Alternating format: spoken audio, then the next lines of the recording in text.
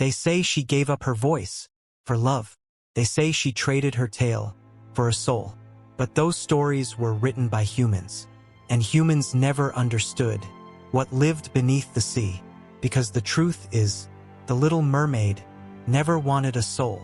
Far below the crashing waves, deeper than light could reach, there existed a kingdom untouched by time. Not bright, not magical, but ancient. The sea was not kind.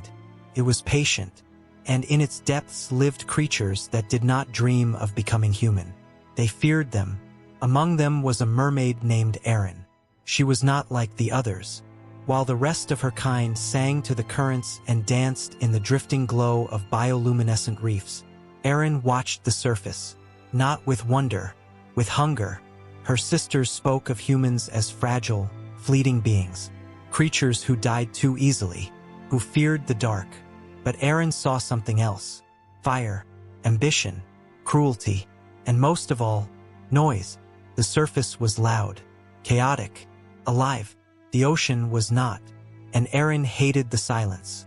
There was one place in the ocean even the bravest avoided. A trench so deep, it swallowed sound itself. The elders called it the hollow. They warned, nothing that enters the hollow returns unchanged. But Aeryn didn't believe in fear. She believed in truth. And truth, she knew, lived where others refused to look.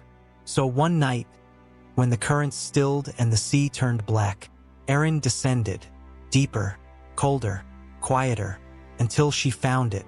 A structure not built by nature, jagged, twisted, ancient, and inside it, something waiting, a voice, not heard with ears, but felt. You seek the surface. Aeryn didn't swim away. She answered, yes. The darkness shifted. Not for love. No. Not for a soul. Aeryn smiled. No. The voice seemed pleased. Then you are honest. And honesty is rare. From the shadows emerged the sea witch. Not the grotesque creature of legends, but something worse. Something calm. Something ancient. Something that understood desire. The sea witch circled her slowly. They come to me begging for souls, for love, for legs. But you want something else. Aeryn nodded. I want to go above. That is easy. Pause. But nothing is ever free. Aeryn didn't hesitate. What do you want? The sea witch's eyes darkened. Not your voice. Not your beauty. Not your life. Aeryn frowned. Then what? The witch leaned closer. Your silence. Aeryn didn't understand. If you walk among humans, you must never speak of what you truly are. Not just your voice, your truth. And if I do? The ocean trembled. Then you will not turn back into sea foam. You will become something far worse.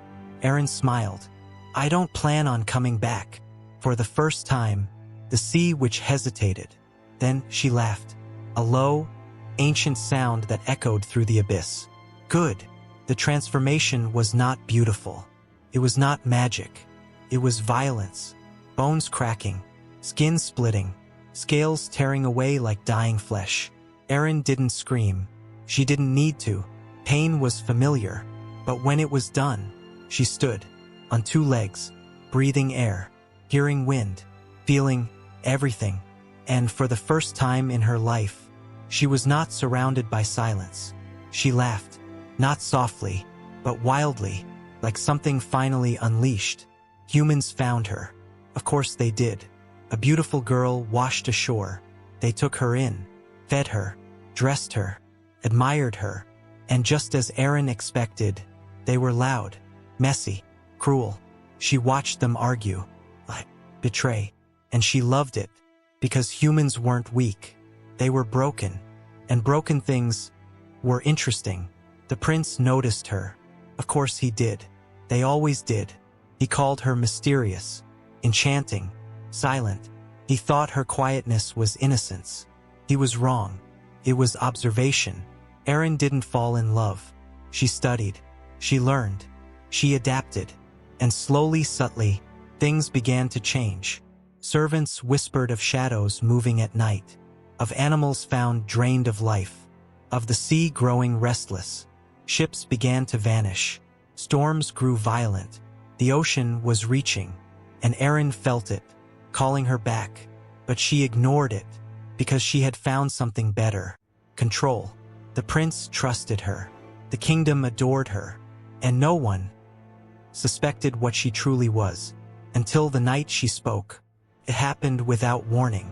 A servant caught her, standing in water, not drowning, breathing, eyes glowing in the dark. He screamed, and Aeryn spoke. "Don't." Just one word. That was all it took. The world shifted. The ocean roared. And somewhere far below, the sea which smiled, Aeryn fell to the ground, her body twisting again. But this time, there was no transformation into a mermaid. No return. Her reflection in the water was no longer human, nor sea. Something else. Something wrong. Her skin darkened like the abyss. Her eyes hollowed. Her presence unbearable. She rose slowly. The servant was gone. The castle was silent. But outside, the ocean had come closer, waves crashing violently against the kingdom. Reaching, hungry, Aeryn walked toward it, not as a victim, not as a princess, but as something the ocean had been waiting for. Not a soul, not a human, but a bridge between two worlds. And as she stepped into the water, the sea did not welcome her. It obeyed her. They say mermaids dream of souls, but some creatures were never meant to have one.